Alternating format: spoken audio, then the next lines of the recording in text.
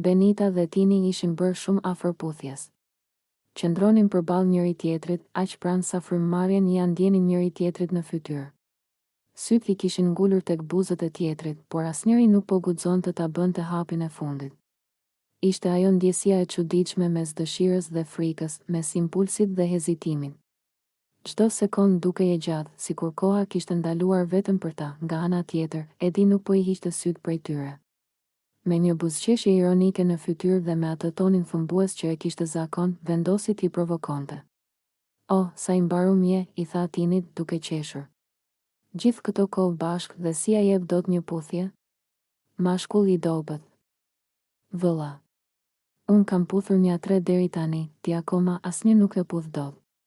Fjalët e Edit ranë si një presion I rënd mbi Tinin. Ai u ndjej vënë në siklet, por edhe pak I nxitur.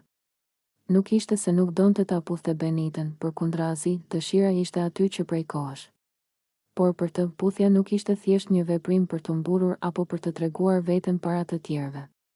Ai donte që momenti të ishte I vërtet, I sinqert, jo I shtyr nga talljet apo krahasimet. Benita e ndjeu tensionin. Ajo uli pak syt, pastaj I ngriti sërish dhe I buzëqeshi lehtë.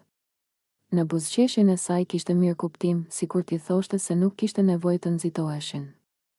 Se gjithçka kishte kohën e vet. Edi vazhdonte të fliste, të qeshte dhe të provokonte, por mes Benitës dhe Tinit ishte krijuar një botë e vogël, ku zërat e tjerë filluan të zbeheshin. Ishte një moment ku gjithçka varri nga guximi, jo nga presioni. Një hap I vogël mund ta ndryshonte krejt situatën, por edhe heshtja kishte peshën e vet dhe ndoshta, pikërisht ajo pritje, ajo afërsi pa u prekur ende, ishte ajo që e bënte momentin kaq të fortë dhe të paharrueshëm.